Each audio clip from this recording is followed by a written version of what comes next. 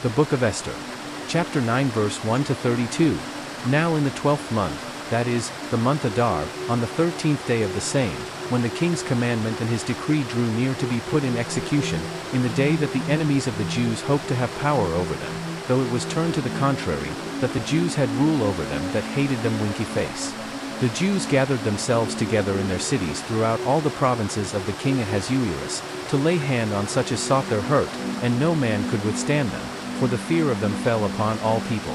And all the rulers of the provinces, and the lieutenants, and the deputies, and officers of the king, helped the Jews, because the fear of Mordecai fell upon them. For Mordecai was great in the king's house, and his fame went out throughout all the provinces, for this man Mordecai waxed greater and greater.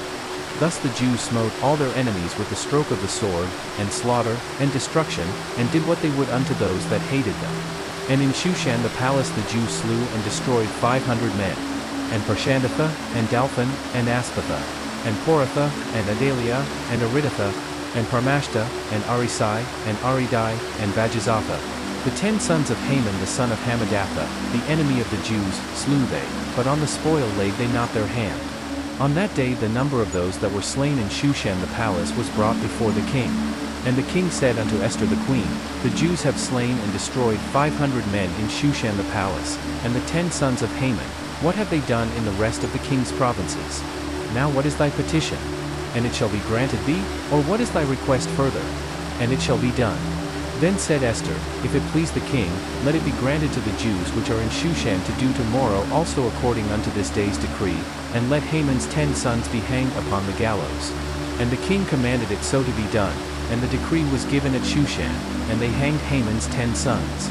For the Jews that were in Shushan gathered themselves together on the 14th day also of the month Adar, and slew 300 men at Shushan, but on the prey they laid not their hand. But the other Jews that were in the king's provinces gathered themselves together, and stood for their lives, and had rest from their enemies, and slew of their foes 70 and 5,000, but they laid not their hands on the prey.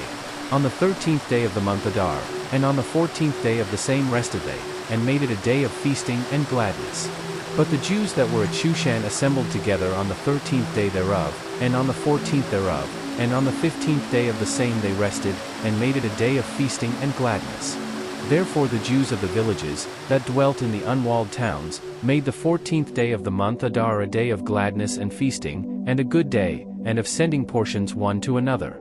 And Mordecai wrote these things, and sent letters unto all the Jews that were in all the provinces of the king Ahasuerus, both nigh and far, to establish this among them, that they should keep the 14th day of the month Adar, and the 15th day of the same, yearly, as the days wherein the Jews rested from their enemies, and the month which was turned unto them from sorrow to joy, and from mourning into a good